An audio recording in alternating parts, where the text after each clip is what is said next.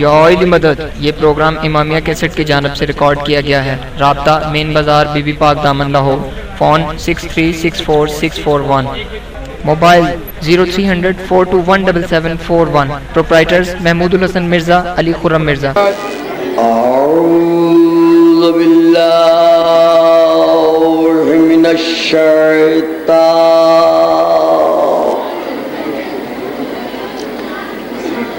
اللعین الرجیم،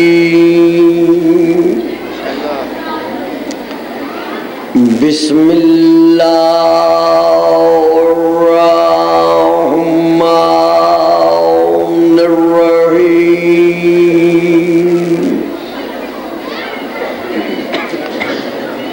الحمد للہ رب الخلائق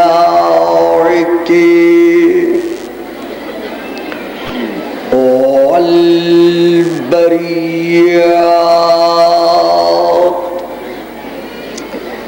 وعالم الجہر والخفیات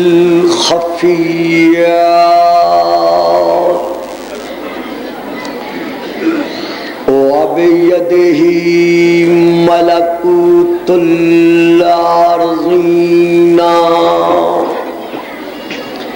والسماوات، والصلاة والسلام علی النبی الأمی القرشی الہاشمی الابتہی مکی المدنی المبعوث علی العرب والعجم بالقاسم محمد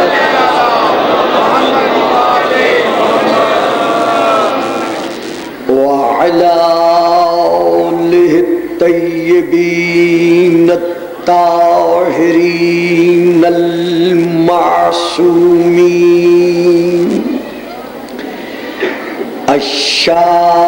الشاكرين الصابرين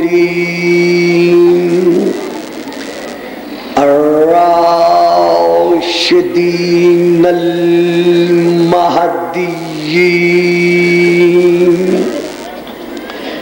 أما بعد فقد قال الله تبارك وتعالى في كتابه المجيد وفرقانه الحميد وقوله الحق إن الله اصطفى آدم ونوحا وآل إبراهيم وآل عمران على العالمين صلوات.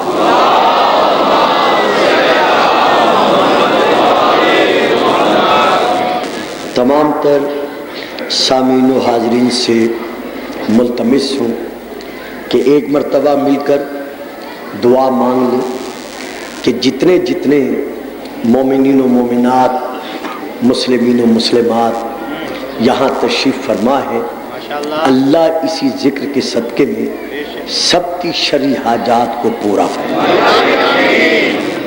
اس امام بارگاہ کے بانی جناب الحاج اشفاق حسین جعفری صاحب مرحوم و مغفور اور محترم مکرم بھائی الحاج ظفر حسین صاحب کے والد مرحوم و مغفور الحاج مشتاق حسین جعفری صاحب، اسی طرح اس خانوادہ کے محترم بھائی اکبر علی جعفری مرحوم و مغفور اور دیگر جس قدر احباب وفات پا گئے ہیں، میں ہمارے سید سجاد حسین شیرازی صاحب کے اور باقی احباب جن کی وفات ہو چکی ہے، خدا ان سب کے درجات بلند فرمائے۔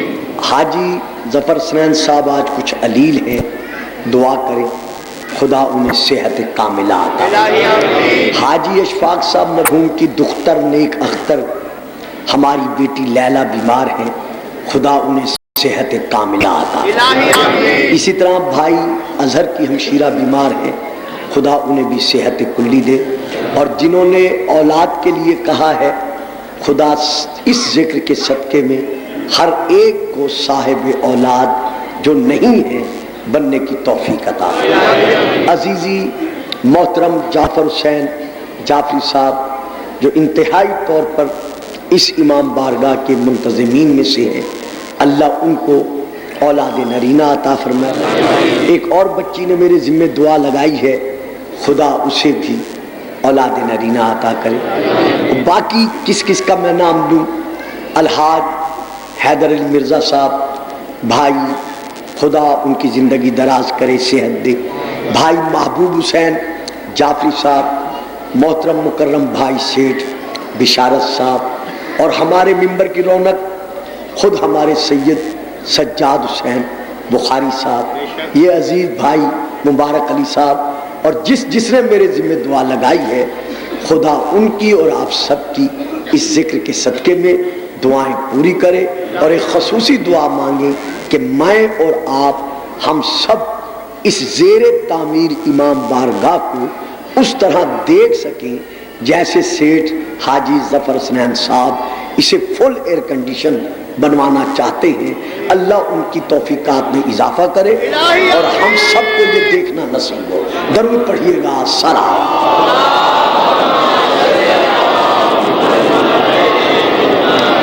نعرہ تکبیر،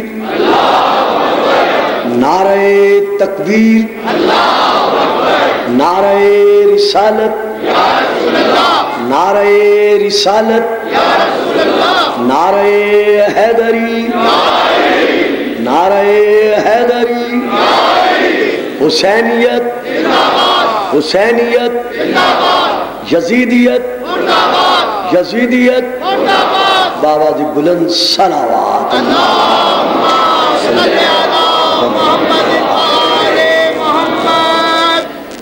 ارباب دانش و اہل علم حضرات، صاحبان اسلام و ایمان و ایقان، گزشتہ تقریر میں یہ عرض کیا جا چکا ہے کہ اللہ نے جناب آدم علیہ السلام کے متعلق یہ جو ارشاد فرمایا ہے، انی جاعل فی الارض خلیفہ، کہ میں زمین پر خلیفہ بنا رہا ہوں، تو جو پہلا خلیفہ بنا ہے وہ اللہ کے صفت علم کا مظہر بن کر اس عالم میں جلوہ فگن ہوا۔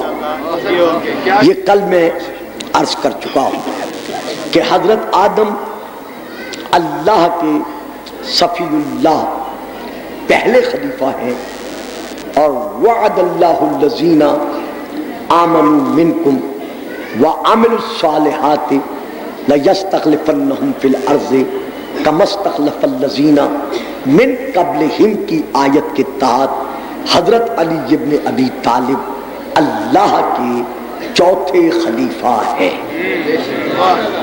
تو جو پہلا خلیفہ ہے وہ صرف اللہ کی صفت علم کا مظہر بن کر جلوہ فگن ہوا، لیکن ہماری مکتب تشیع کی ایک بہت بڑی کتاب ہے جس کا نام ہے بصائر الدرجات، یہ عربی میں ہے، اس میں یہ درج ہے، مولا کا فرمان ہے کہ کل اسماء اعظم 73 ہیں، 73، ان 73 میں سے ایک اسم اعظم کا علم حضرت سلیمان کے وزیر آصف بن برخیہ کو بخشا گیا۔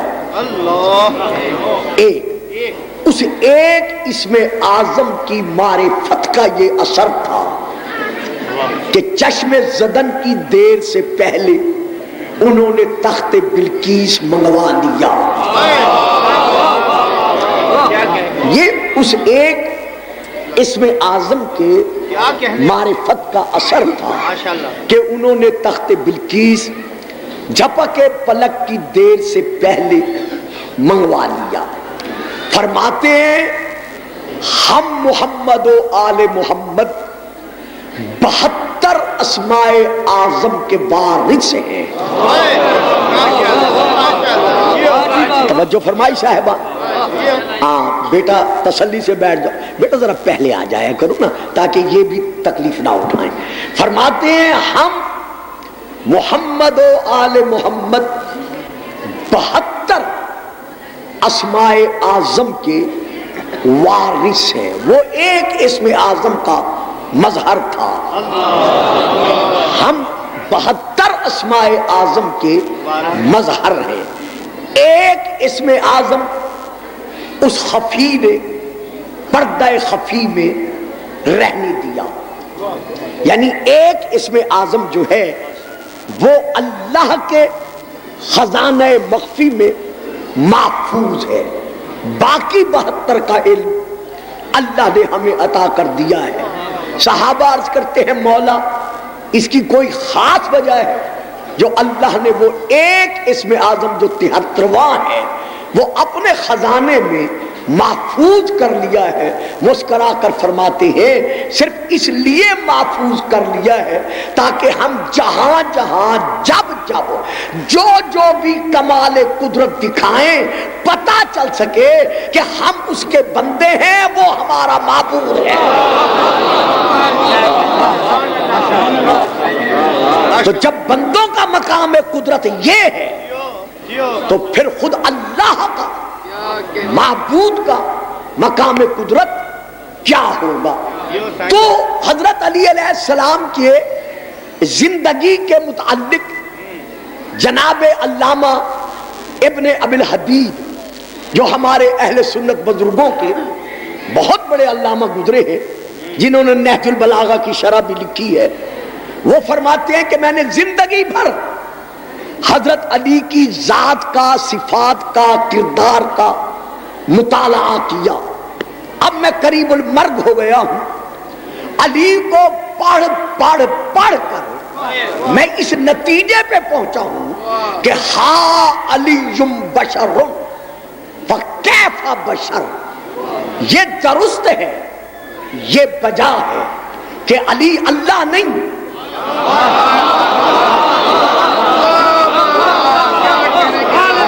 میں یہ مانتا ہوں، میں یہ تسلیم کرتا ہوں کہ علی اللہ نہیں ہے، علی مثل اللہ نہیں ہے، علی اللہ کا بدل نہیں ہے، لیکن میں کیا کروں؟ بے شک علی بشر ہے، مگر نہ ہم جیسا ہے نہ تم جیسا ہے۔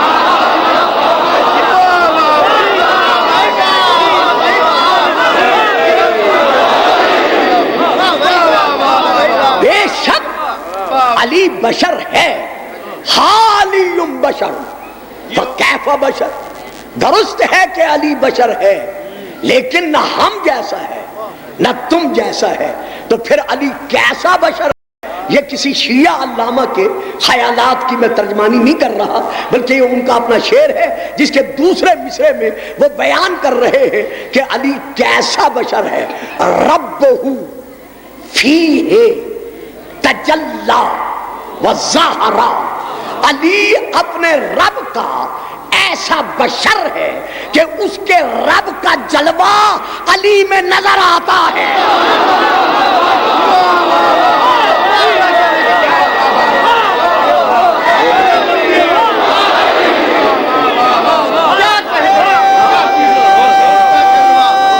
علی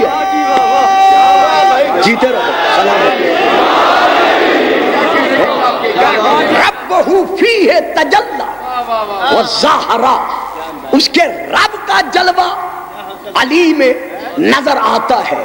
وَالزَّهْرَا، اب یہاں پر توجہ فرمائیے گا، میرے پاس الفاظ نہیں ہیں کہ میں اتنے بڑے علامہ کے محفل ضمیر کو اپنے لفظوں میں پیش کر سکوں، لیکن جو کر سکتا ہوں عرض کر رہا ہوں۔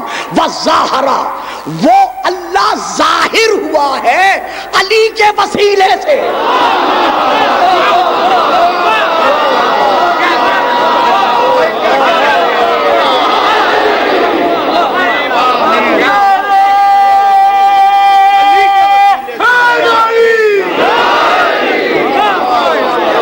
علی نے اپنے کردار سے، اپنی گفتار سے، اپنے علم سے، اپنے عمل سے اللہ کو اللہ منوایا ہے۔ اور ہی نہیں کیا آپ نے میرے فکروں پر، یعنی علی وہ علی ہے جو خلق ہی اسی لیے ہوا تھا۔ گھبرا گئے نا، گھبرا گئے نا؟ علی وہ علی ہے جو خلق ہی اسی لیے ہوا تھا کہ اللہ کو اللہ منوائے۔ اسی لیے تو علی کہتے ہیں کہ وَلَوْلَا نَحْنُ مَا عُرِفَ اللَّهُ وَلَوْلَا نَحْنُ مَا عُبِدَ اللَّهُ، اگر ہم محمد و آل محمد نہ ہوتے تو کوئی اللہ کو اللہ کہنے والا نہ ہوتا۔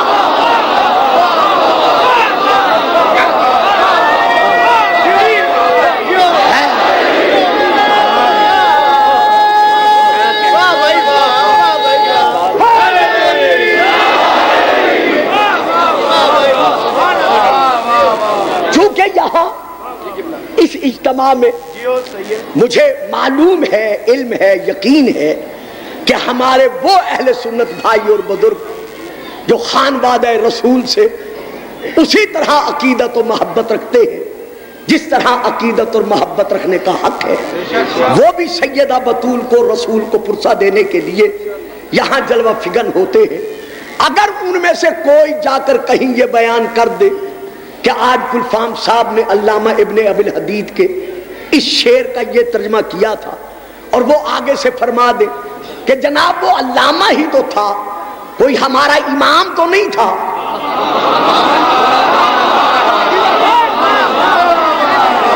توجہ فرمائیے آپ نے، آگے سے وہ سننے والے صاحب یہ فرما دے کہ ٹھیک ہے وہ ہماری مسلک کا علامہ ہی تو تھا، کوئی ہمارا امام تو نہیں تھا، کہ جس کا فرمان ماننا یا تقلید کرنا ہم پر واجب ہے۔ ہاں وہ کہہ گئے ہمیں ان سے کیا، یہ ان کا اپنا نظریہ تھا۔ تو لیجئے اس بھرے اجتماع میں حضرت امام شافعی رحمت اللہ علیہ کا عقیدہ سنا رہا ہوں۔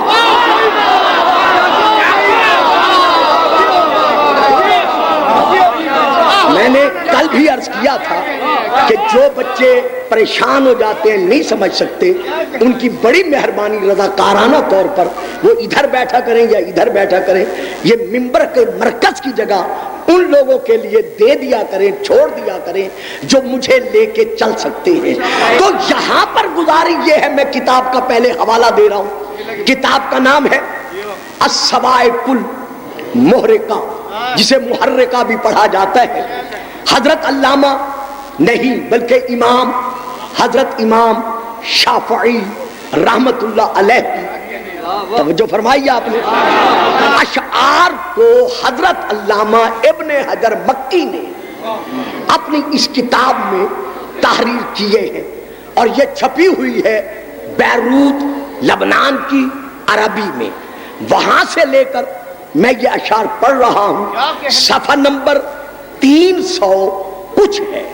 یہ کچھ میں نے اس لیے کہا ہے کہ جیسے جیسے ایڈیشن بدلتا ہے صفحات کا شمارہ بدل جاتا ہے، تو 300 کچھ صفحہ ہے، وہاں سے میں لے کر حضرت امام شافعی رحمت اللہ علیہ جیسی تاریخی شخصیت کے یہ اشعار پیش کر رہا ہوں۔ آپ ارشاد فرماتے ہیں، لو ان المرتضی یبدی محلہ لکان الخلق ترن سجدا لہو، اگر علی مرتضی اپنی زندگی میں اپنا مقام فضیلت، عزت، عظمت، شوکت صحیح معنوں میں بیان کر دیتے تو اللہ کی مخلوق علی کو سجدہ کرنے پر مجبور ہو۔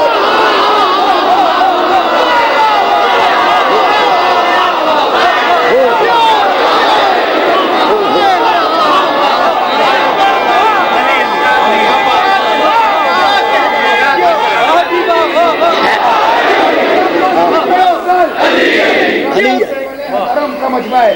تم مست کلندر, تم مست کلندر, تم مست کلندر, حسنین کا بابا, کعبے کا کعبہ, کعبے کا گوہر, زہرا کا شوہر, عطا کیے کوثر, کوثر پہ ملیں گے, پھر جام چلیں گے, بھر بھر کے پیئیں گے, کچھ تم کو بھی دیں گے, کچھ دل چلیں گے, چل چل کے مریں گے. عرش پہ دیکھو, فرش پہ دیکھو, ذرا اگلے بولو, ذرا پچھلے بولو, ذرا پیٹ کے بولو, ذرا ٹوٹ کے بولو, ذرا ٹوٹ کے بولو.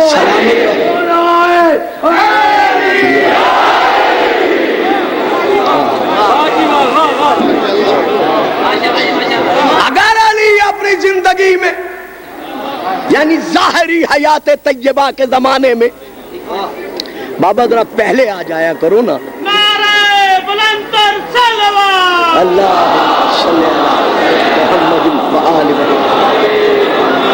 اگر علی اپنی ظاہری حیات طیبہ کے زمانے میں اپنے فضائل صحیح معنوں میں بیان کر دیتے تو یہ میں نہیں کہہ رہا, حضرت امام شافعی رحمت اللہ علیہ کا فرمان ہے کہ مخلوق علی کو سجدہ کرنے پر مجبور ہو جاتی.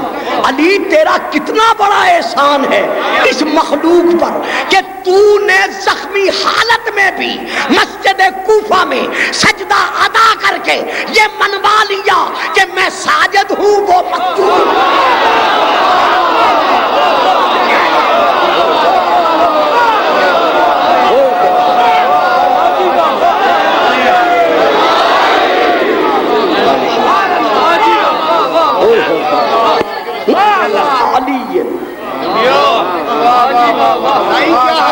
کفافی فضل مولانا علی وقوع الشک فیہ انہ اللہ.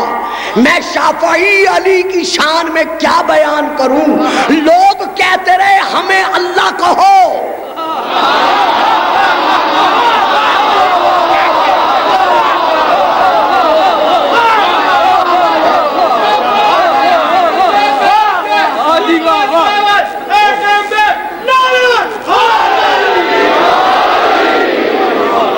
شافعی علی کی شان میں کیا کہوں, لوگ کہتے رہے کہ ہمیں اللہ کہو, لیکن علی وہ علی ہے کہ لوگ اللہ کہتے ہیں قتل کرتا ہے. کفا فی فضل مولانا علی وقوع الشک فیہ انہ اللہ. علی کی فضیلت منوانے کے لیے یہی کافی ہے کہ جب علی کے فضائل کو دیکھا جاتا ہے تو پھر شک پڑ جاتا ہے کہ علی علی ہے.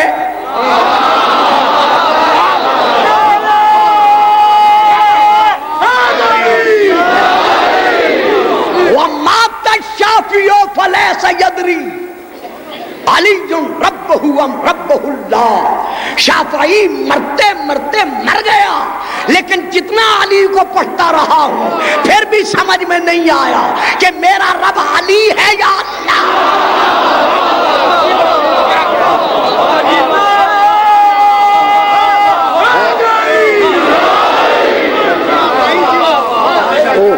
جیتے رہو, سلامتی ہو. اب میں حوالہ دے رہا ہوں شیعہ کتاب کا, بہار الانوار حضرت علامہ مجلسی علیہ الرحمہ کی, میں وہاں سے لے کے پڑھ رہا ہوں. ایک دن رسول پاک نے مسکراتے ہوئے علی کو دیکھا, مسکراتے ہوئے اس چہرے کو دیکھا جس چہرے کو دیکھنا آپ کے فرمان کے مطابق عبادت تھا. علی نے بھی رسول کے پاؤں کی طرف دیکھ کر اپنی منزل معراج کو پانا شروع کیا.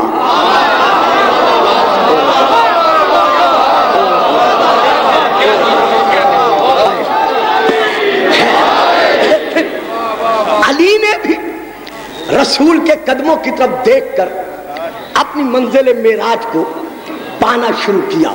رسول پاک نے علی کا سر چوما, چوم کر کہتے ہیں یا علی لولا ان تقولا فیکا तवाइफुम मिन उम्मती मा कालतिन नसारा फी ईसा इब्न मरियमा। अगर मेरी उम्मत के लोग तेरे हक में वो कलिमात अदा न करते जो नसारा ने ईसा के हक में अदा किए, यानी अगर मुझे ये यकीन होता कि लोग तेरे हक में वो अकीदा कायम नहीं कर लेंगे जो ईसा के मुताल्लिक नसारा ने अकीदा कायम कर लिया है, लकुल तो फी का मकालन ला तमुर्रो बे मलाइन मिनल मुस्लिमीना, तो मैं तेरे फजाइल इतने बयान करता कि तू मुसलमानों के जिस गिरोह के करीब से गुजरता, अखज़ु तुराबा मिन तहत कदमै का लिल बरकत, लोग तेरे कदमों की मिट्टी बरकत समझकर उठा लेते।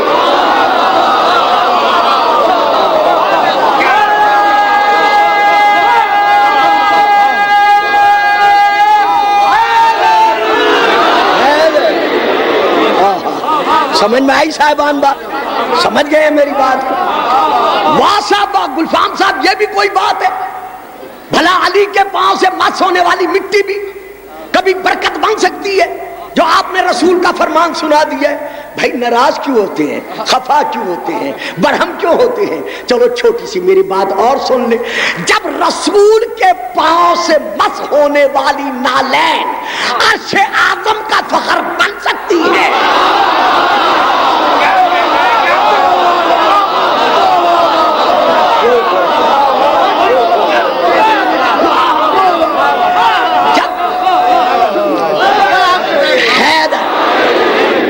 रसूल के पांव से मस होने वाली नालैन रसूल शबे मेराज अर्श आज़म का फखर बन सकती है, तो फिर वो अली जिसके पांव मोहर रिसालत को छू रहे अपना खलीफा बना के क्यों भेजा? तो यहां पर मैं हदीस रसूल बयान कर रहा हूं। नारे आप लगा चुके, आपके इल्म में है कि मेरी तकरीर का मकसद ये नहीं है कि किसने कितने नारे लगाए या किस जोर से मजमे ने खड़े होकर नारे बुलंद किए, बल्कि अल्हम्दुलिल्लाह मेरी तकरीर का इस वक्त जो मकसद है, सारी जिंदगी इन्हीं नारों के साए में गुजरी है। ये मैंने कल भी कहा था, 38 साल बराबर मुझे लाहौर में पढ़ते हो गए, 10 साल मुसलसल मैं खानपुर कटोरियां पढ़ता रहा। पहला साल मुहर्रम का मैंने अपने घर के इमाम बारगाह में पढ़ा, दूसरा साल मुहर्रम का मैंने सीतपुर मुजफ्फरगढ़ में पढ़ा, तीसरा साल मुहर्रम का मैंने कोयटा में पढ़ा, चौथा साल मुहर्रम का मैंने मैलसी में पढ़ा, पांचवा साल मुहर्रम का मैंने सहीवाल में पढ़ा आपा जुबैदा के यहाँ, छठा साल मुहर्रम का मैंने औरतों के मजमे में अंदरून मोची गेट में पढ़ा, और 8वां साल मुहर्रम का मैंने रायविंड पढ़ा। और ये जिंदगी गुजरते गुजरते आपकी दुआओं के साए में अब यहाँ तक पहुंची है। तो मैं अब ये नहीं चाहता कि आप नारे ज्यादा लगाएं, बल्कि मैं चाहता हूं मेरे बच्चे, मेरे नौजवान, मेरे बेटे, मेरे भाई मुझसे वो फिक्र लें जिसे खुद बैठकर आगे पहुंचा सकें। यही वजह है कि जो बच्चे नहीं बोल सकते, मैं समझता हूं अभी उनकी सतह इल्मी थोड़ी सी कम है, मैं उनको उठाता नहीं, लेकिन उनसे गुजारिश करता हूं इधर बैठ जाएं, इधर बैठ जाएं, उधर बैठ जाएं, ताकि सामने वो बैठे जो ले सकें। तो अल्लाह ने जनाबे आदम को खलीफा क्यों बनाया? गरज और गायत क्या है? रसूल पाक इरशाद फरमाते हैं, इन्नल्लाह खलक़ा, हुजूर अब नारे नहीं होंगे, अब जरा बहस चलेगी, तवज्जो चाहिए। इन्नल्लाह खलक़ा आदम अला सूरतिही, अल्लाह ने आदम को अपनी सूरत पर खल्क किया। गल समझे हो? बात समझ में आई है? یعنی یہ رسول کی حدیث ہے، اور یہ وہ حدیث ہے جو کتب فریقین میں یعنی ہمارے ہاں بھی اور مذاہب اسلامیہ کے باقی فرق کے ہاں بھی یہ حدیث پائی جاتی ہے کہ اللہ نے جناب آدم کو اپنی صورت پر خلق فرمایا۔ اب یہ بچے کہاں جائیں جب اللہ کی صورت ہے ہی نہیں؟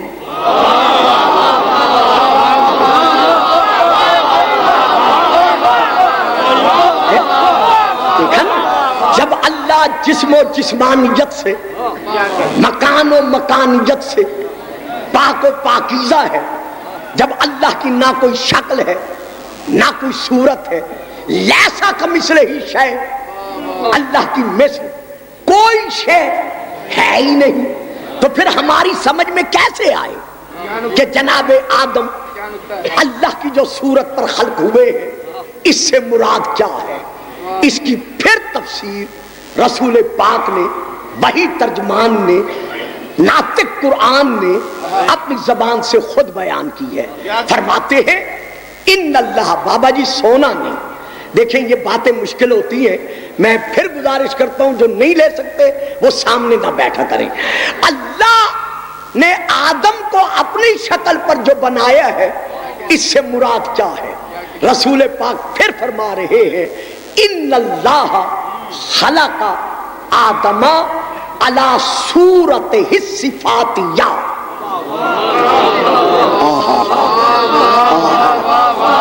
بہت پیاری بات تھی چونکہ حدیث ہے، لیکن یہ بچے چپ کر گئے ہیں، میرے عزیز بھائی بھی جو ہر منزل پر میرا ساتھ دیتے ہیں۔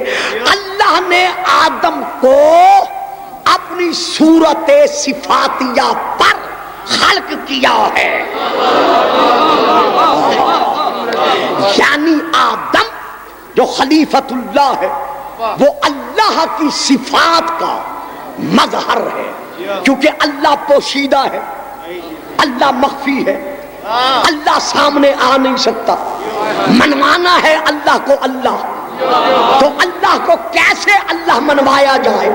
تو اللہ نے اپنے خلیفے کو اپنے صفات کا آئینہ بنا کے بھیجا ہے کہ اسے دیکھتے جاؤ، مجھے پہچانتے جاؤ۔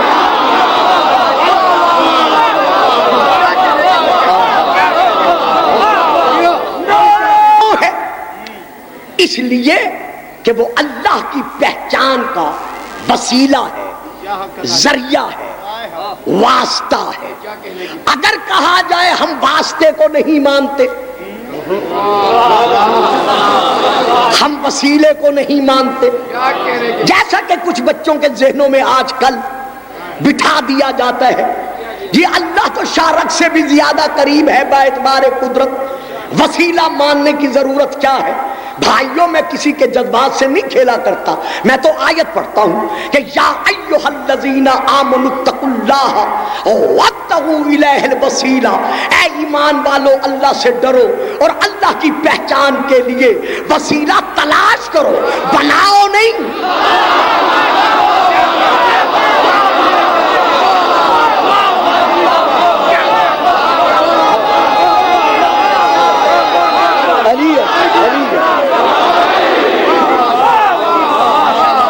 وسیلہ تلاش کرو، بناؤ نہیں، بنانا میرا کام ہے، میں تمہیں وسیلہ تلاش کرنے کا حکم دے رہا ہوں۔ تو اب خلیفہ کیا ہے؟ اللہ کی پہچان کا وسیلہ۔ اب کل میں عرض کر چکا ہوں کہ خلیفہ کیا کرتا ہے؟ مستخلف کے وہ امور، وہ فرائض، وہ واجبات جو مستخلف انجام دیتا تھا، اب جس کو اس نے خلیفہ بنایا ہے یہ بھی اس کا خلیفہ ہونے کے ناطے سے اس کی مرضی کے سائے میں رہتے ہوئے، کس طرح میں گزر رہا ہوں یہ مجھے علم ہے، اس کی مرضی کے سائے میں رہتے ہوئے یہ بھی ان واجبات کو، ان فرائض کو، ان امور کو انجام دے گا۔ اب اگر کوئی یہ کہے کہ اس نے یہ کام کیا تو کوئی نہیں کہہ سکتا کہ یہ باطل ہے، یہ شرک ہے، یہ کفر ہے، کیونکہ یہ جو کچھ کر رہا ہے اس کے اذن سے کر رہا ہے۔ برداشت کر لیا ہے، اب میں تجھے نہیں اٹھاتا، لیکن کل اگر اس طرح تم نے سونے کی پوری عادت ادا کی تو پھر مجھے نہ کہنا میں وہیں سے اٹھا دوں گا۔ تو خلیفہ وہ ہوتا ہے جو مستخلف کے امور بجا لاتا ہے۔ اب اللہ فرما رہا ہے سبحان اللہ، یدبر الامر، اللہ امور کو انجام دینے والا ہے، من السماوات الی الارض، زمینوں سے آسمانوں سے لے کر زمینوں تک جتنے امور کی تنظیم ہے، یعنی جو امور انجام پذیر ہو رہے ہیں ان کو انجام تک پہنچانے والا، ان کی تدبیر کرنے والا، یعنی آسان لفظوں میں ان بچوں کے لیے جو حیران ہو گئے ہیں، نظام کائنات چلانے والا خود اللہ ہے۔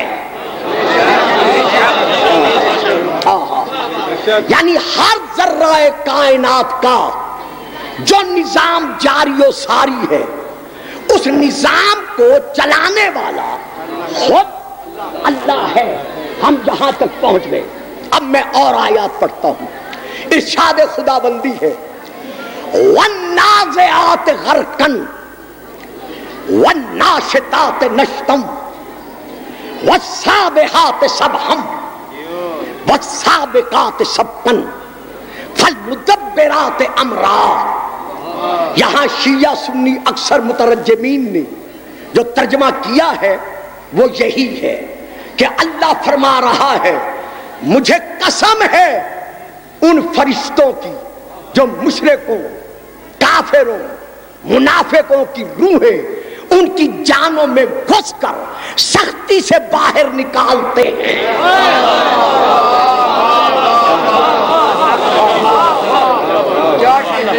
وَالنَّاشِطَاتِ نَشْطًا، اور مجھے قسم ہے ان فرشتوں کی جو مومنین کی روحیں ایسے نکالتے ہیں جیسے گرہ کھولی جاتی ہے۔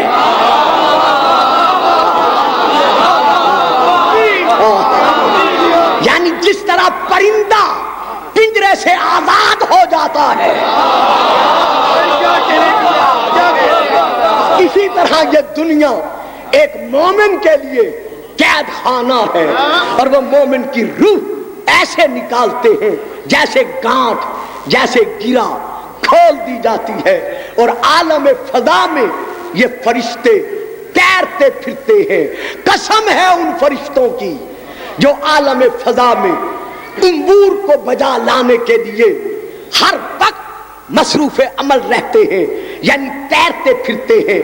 والسابقات سبقا، اور ایک دوسرے پر سبقت لینے کے لیے آگے بڑھنے کے عمل میں مصروف رہتے ہیں۔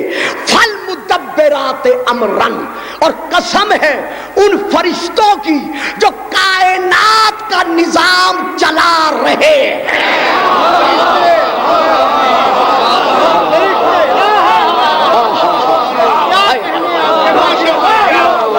رکتا ہوں، پھر رکتا ہوں، یہاں پھر رکتا ہوں۔ اللہ کن کی قسم کھا رہا ہے؟ فرشتوں کی۔ اللہ اللہ اللہ ہو کر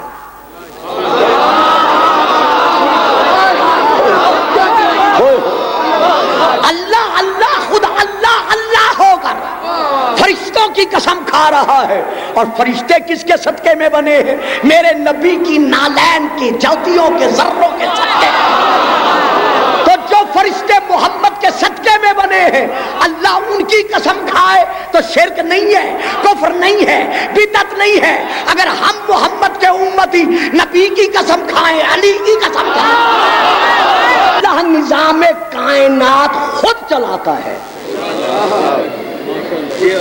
ان آیات میں کیا ہے؟ سورہ النازعات کی یہ آیات ہے ان آیات میں کیا ہے کہ کائنات کا نظام کچھ فرشتے ہیں جو چلا رہے ہیں. یہ تھا عام ترجمہ جو لکھا پڑھا بیان کیا جاتا ہے، جو میں نے آپ کو سنا دیا. قلم سنبھالیں، کاغذ سنبھالیں، میں ایک تفسیر کا نام لے رہا ہوں. میرے بڑے بھائیوں کی بہت بڑی تفسیر ہے جس کا نام ہے انوار البیان. نام پھر سنیں، اس تفسیر کا نام ہے انوار البیان. آپ کے لاہور سے وہ اردو بازار سے پورا سیٹ جو ہے وہ تقریباً 4-4.5 ہزار کا مل رہا ہے. تو اس کی جلد نمبر 4 ہے، وہاں سے میں لے کے پڑھ رہا ہوں. سارا ترجمہ لکھنے کے بعد مفسر نے آخر میں جا کر لکھا ہے کہ تفسیر حقانی میں حضرت امام ابو مسلم اصفہانی نے ان آیات کی تفسیر میں یہ تحریر کیا ہے کہ ان 5 سے مراد غازی ہیں. گل سمجھے ہو؟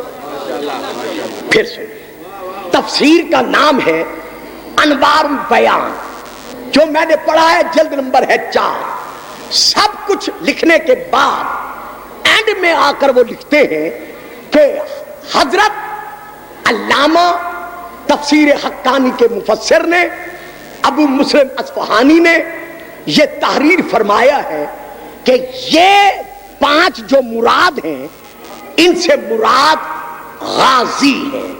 مفسر نے لکھ کر یہاں تک لکھ کر یہ چھوڑ دیا.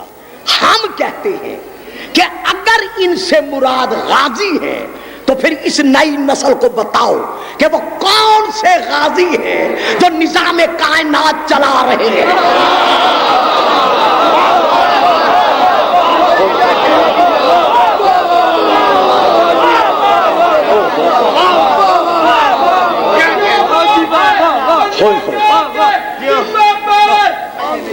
جو نظام کائنات چلا رہے ہیں. دیکھیے نا، فرشتے سال میں، شب قدر میں، لیلۃ القدر میں پوری کائنات کی سال کی تقدیریں فیصلے لے کر تنزل الملائکۃ والروح فیہا باذن ربہم من کل امر. جس امر نے پورے سال میں جاری ہونا ہوتا ہے، فرشتے شب قدر وہ ساری تقدیریں لے کر نازل ہوتے ہیں. سمجھ میں نہیں آتا میرے بزرگوں، میرے بھائیوں، جس خطیب کو سنو، وائز کو سنو، مولانا کو سنو، علامہ کو سنو، محدث کو سنو، مفسر کو سنو، ذاکر کو سنو، سب یہی کہتے ہیں کہ شب قدر ملائکہ تقدیروں کے اوامر لے کر نازل ہوتے ہیں. بھئی حد ہو گئی ہے، نازل ہونے والوں کا ذکر کرتے ہو، یہ بھی تو بتاؤ کہ کس کے پاس نازل ہو. پورے سال کی تقدیر کے اوامر لے کر نازل ہوتے ہیں. تو جب نازل ہونے والوں کا تذکرہ سنایا جاتا ہے تو پھر لاتے کیا ہیں؟ انگور لاتے ہیں. تو لاتے کس کے پاس ہیں؟ اطیع اللہ و اطیع الرسول. اطیع اللہ و اطیع الرسول و اولی الامر منکم. اطاعت کرو اللہ کی، اللہ کے رسول کی اور اولی الامر کی. رسالت ہو گئی ختم، اولی الامر تو باقی ہے.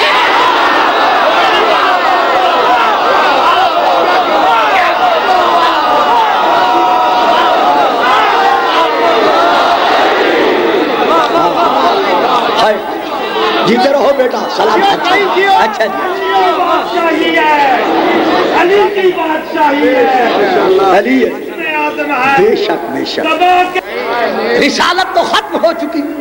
اب بتاؤ وہ اولی الامر کون سا ہے جس کے پاس ملائکہ یہ نظام کائنات کے دستخط کروانے کے لیے آتے.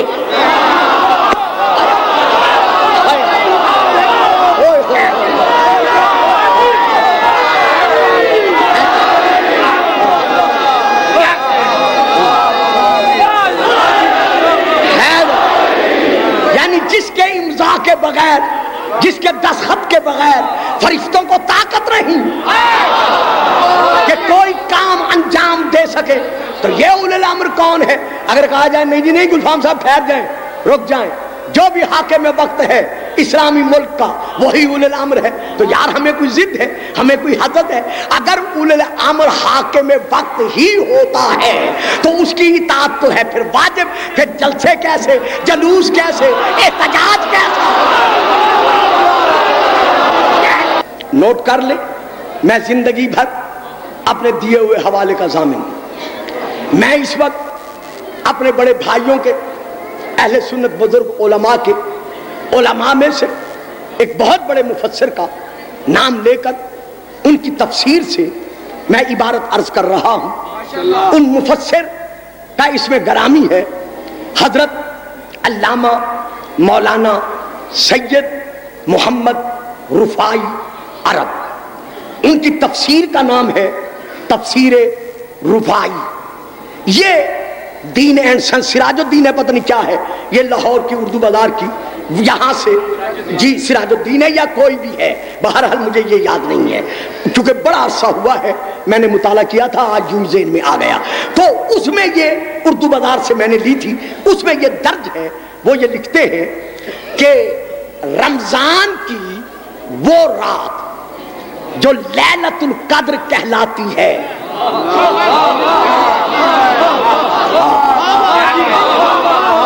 انہوں نے تخصیص نہیں کی، لیلۃ القدر کی وہ رات جو شب قدر کہلواتی ہے، تو تمام وہ فرشتے جو فیصلے لانے پر، الفاظ میرے ہیں اور کچھ الفاظ وہاں سے ہیں، تمام وہ فرشتے جو امور لانے پر مقرر ہوتے ہیں وہ امور لاتے ہیں۔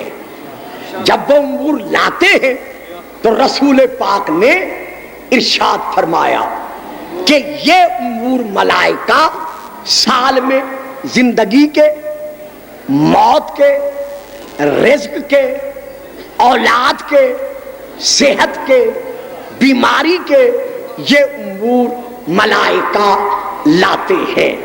اور اس کے ساتھ ساتھ وہ لکھتے ہیں کہ رسول پاک نے فرمایا کہ یا علی شب قدر ان امور کے ساتھ ساتھ جو سب سے بڑا امر لے کر ملائکہ نازل ہوتے ہیں وہ ہے تیری اور تیری اولاد کی ولایت۔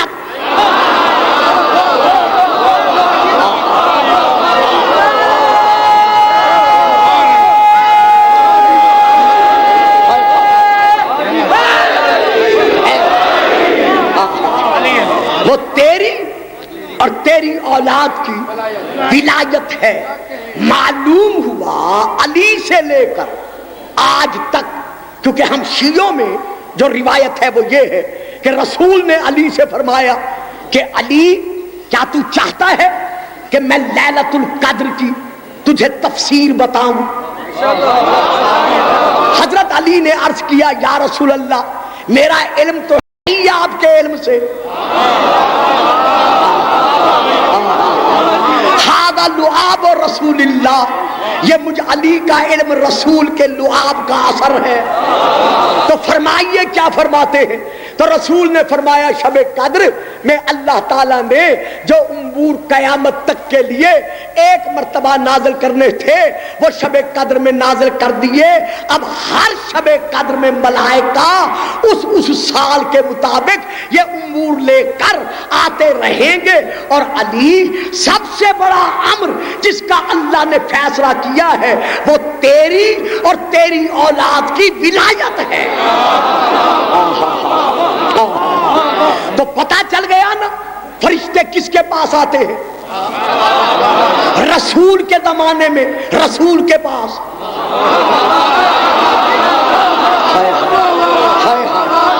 میں پڑھ گیا میرے بزرگوں، میں نے جو کچھ پڑھنا تھا۔ صحابہ کرام میں سے کچھ بزرگوں نے رسول سے یہ سوال کیا تھا کہ یا رسول اللہ شب قدر تو ہر سال آتی رہے گی، لیکن یہ فرشتے امور لے کر کس کے پاس آتے ہیں؟ فرمایا میرے پاس۔ میرے پاس تو قبلہ آپ کے بعد بھی شب قدر ہوگی؟ فرمایا قیامت تک ہوگی. تو جب آپ کا وصال ہو جائے گا پھر کس کے پاس آئیں گے؟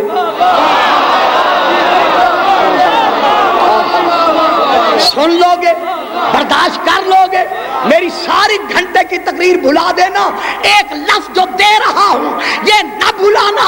جب صحابہ نے عرض کیا مولا آپ کے بعد شب قدر میں یہ ملائکہ کس کے پاس آئیں گے؟ فرمایا یہ بھی کوئی پوچھنے کی بات ہے جو مجھ جیسا ہوگا.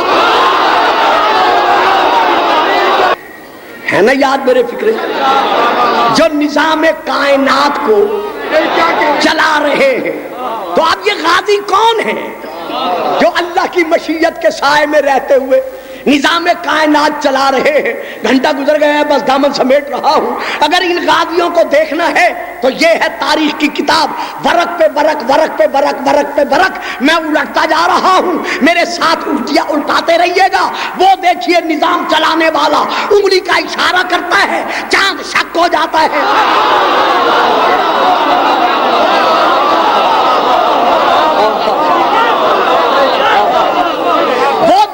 مشیت اللہ کے سائے میں رہنے والا، نظام کائنات چلانے والا انگلی کا اشارہ کرتا ہے، خود زمین پر ہے، حکم وہاں چل رہا ہے.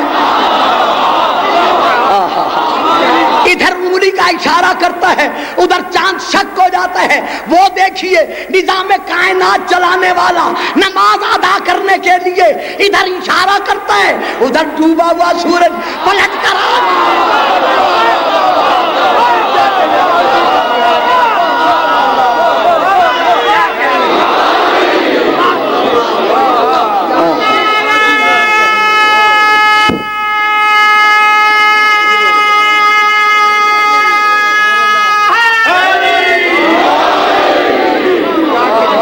جیتے رہو، سلامت رہو. اللہ آپ سب کی زندگانیاں دراز کرے. میرے بھائیوں کی، بزرگوں کی، میری ماں بہنوں بہو بیٹیوں کی، جو باہر بیٹھے ہیں، جو اندر بیٹھے ہیں، جو شیعہ ہیں، سنی ہیں، جو بھی عاشقان رسول اور آل رسول ہیں، کل فام فکرہ دے رہا ہے. اگر نظام کائنات چلانے والے کو دیکھنا ہے تو دشمن کا دربار ہے، جادوگروں کا زور ہے، ایک تصویر ہے.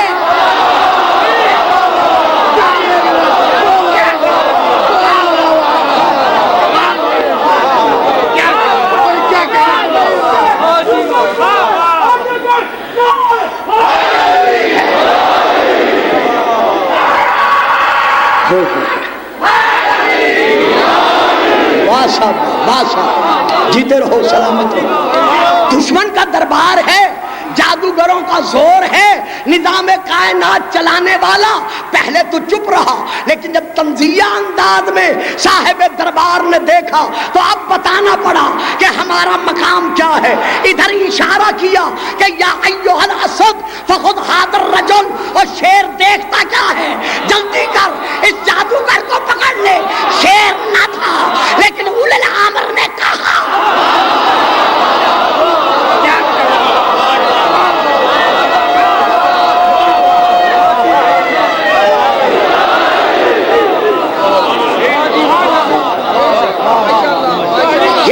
مدبر الامور، یہ ہے مشیت الہی کے سائے میں رہتے ہوئے حق ادا کیا آپ نے ماشاءاللہ، نظام کائنات چلانے والے. جی ان کو وسیلہ نہ مانو، ان سے رزق نہ مانگو. جب رازق اللہ ہے تو ان سے کیوں رزق مانگتے ہو؟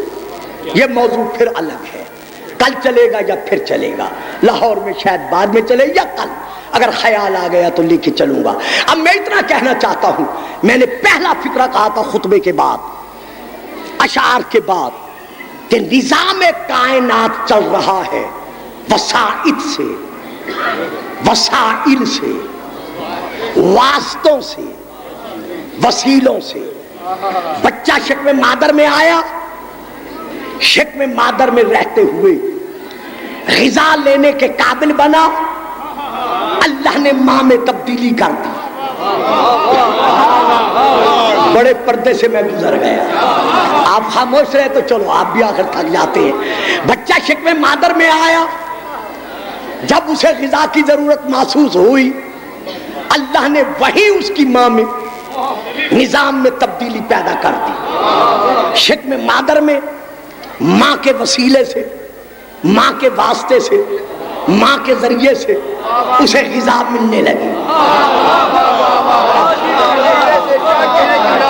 اللہ کی قدرت کاملہ کے تحت شکم مادر سے باہر آیا، ماں نے اٹھایا، غذا کی احتیاج تھی، غذا ایسی چاہیے تھی جو اس کے مزاج کے اور اس کے جسم کے مطابق ہو۔ اللہ نے انتظام پہلے کر دیا، ماں نے اٹھا کر مرکز شیر تک پہنچایا، ماں کے وسیلے سے بچے کو غذا مل گئی۔ یار حد ہو گئی ہے، ماں کے وسیلے سے تجھے غذا ملے تو انکار نہیں کرتا۔ آل محمد اور محمد کے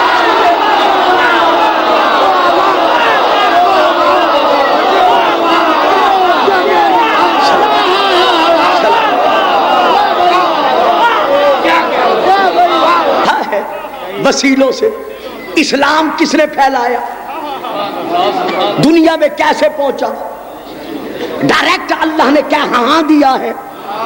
یہ 1,24,000 نبی کیوں آئے ہیں؟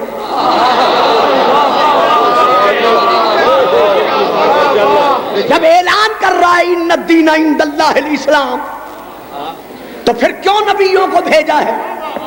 اسلام پہنچا رہا ہے نبیوں کے وسیلے سے، نبیوں کے واسطے سے اسلام پلا، پروان چڑھا، نبیوں کے واسطے سے مکمل ہوا، علی کے واسطے سے۔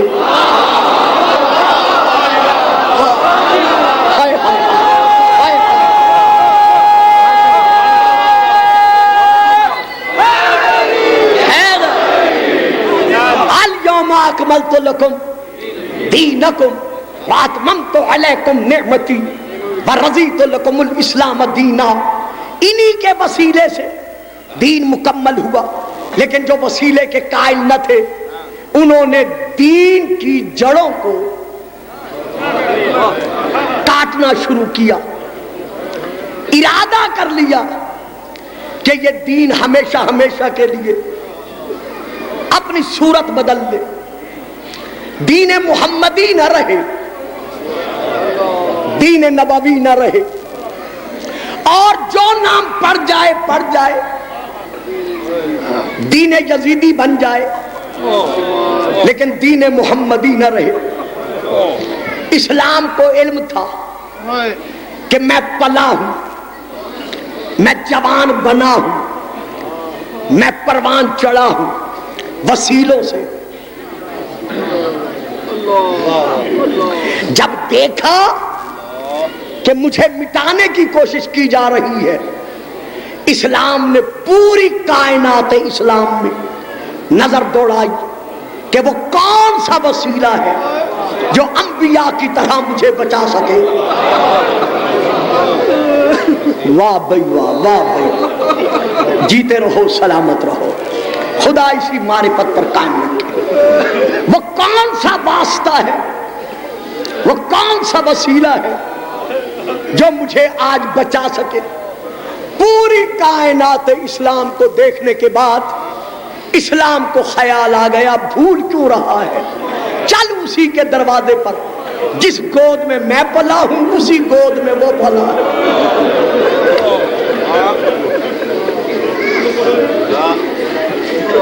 بیمار اسلام، کمزور اسلام لڑکھڑاتا ہوا حسین کے پاس پہنچا۔ کیوں آیا؟ السلام علیکہ یا وارث آدم صفوت اللہ، السلام علیکہ یا وارث نوح نبی اللہ، السلام علیکہ یا وارث ابراہیم خلیل اللہ۔ چونکہ حسین کل انبیاء کا وارث تھا، دعائے وارثہ، زیارت وارثہ میں پڑھتے ہو تو تمام انبیاء کے وارث حسین کے پاس اسلام آیا۔ زہرا کا لال، بطول کا بیٹا، مجھے دیکھا ہے، تیرے نانا کو صدق کے دل سے نہ ماننے والوں نے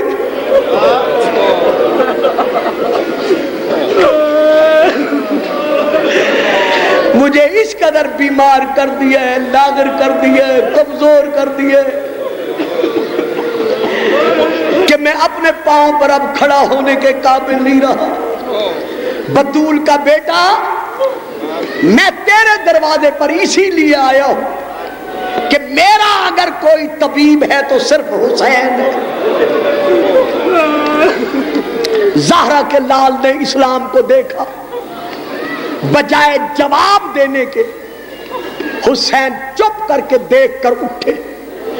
جب حسین اٹھے، اسلام کہتے ہیں حسین جواب نہیں دیا، مجھے چھوڑ کے جا رہے ہو؟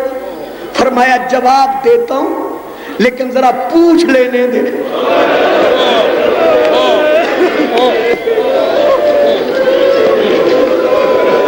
سبحان اللہ، سبحان اللہ، حق کے عزاداری ادا کر رہے ہو، بطول دعائیں دے رہی ہے۔ فرمایا جواب دیتا ہوں، ذرا مجھے پوچھ لینے دے۔ سیدہ کا لال اٹھا، اس بہن کے قریب آیا جس نے کبھی دن میں نانے کا روزہ بھی نہیں دیکھا۔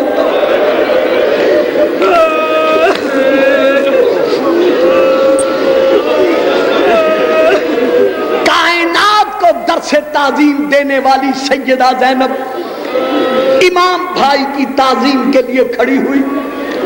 حسین آگے بڑھے، جھک کر بہن کا سر چوما، آنکھوں میں آنسو بھر آئے۔ سیدہ کی نگاہ پڑی، دیکھ کر کہتی ہے زہرا کا لال، بہنوں کے سامنے کبھی بھائی رویا نہیں۔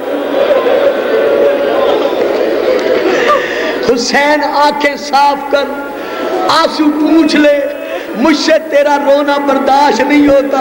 کیوں بھئی بہنوں والوں کہہ دوں ایک فکرہ، میں کہتا ہوں بی بی آج تو حسین کا صرف رونا برداشت نہیں کر رہی، ہائے کربلا کوئی دائیں پہلو میں نیزہ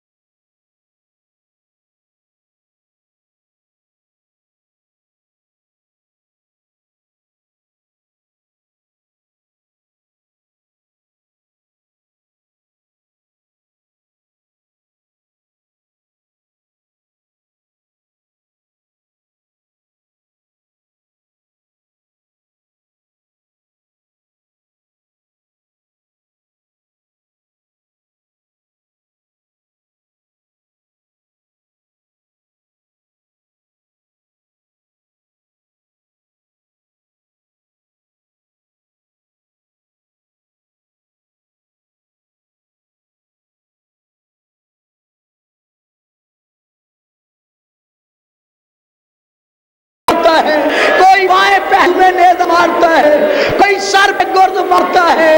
حسین رو کے کہہ رہے ہیں او میرے شیرو، او میرے دلیرو، مجھے بچانے والا کوئی نہیں۔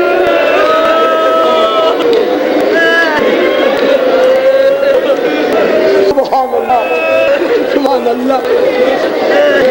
حسین آنسو کر تیرا رونا مجھ سے برداشت نہیں ہوتا، بہن میں آپ کے پاس آیا تو بھیا حکم دیتے ہیں حاضر ہو جاتی، آپ نے تکلیف کیوں کی؟ کہا بہن دروازے پر ایک بیمار آیا ہے۔ فرمایا ہاں حسین تو فخر مسیح ہے، اگر بیمار تیرے دروازے پر نہیں آئیں گے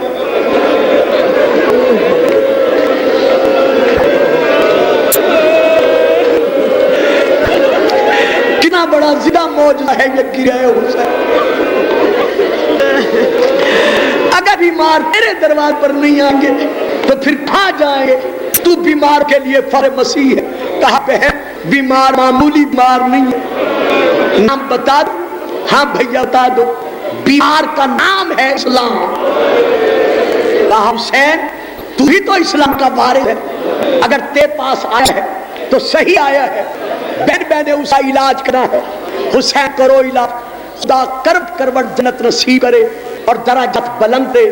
حضرت علامہ استاد الخطباء سید الخطباء حضرت علامہ سید اظہر حسن زیدی صاحب مرحوم مغفور کو میں پڑھا تھا، ان کی زبان سے یہ فکرہ میں مجلس میں خود سنا تھا کہ انہوں نے ارشاد فرمایا تھا بہن بیمار اتنا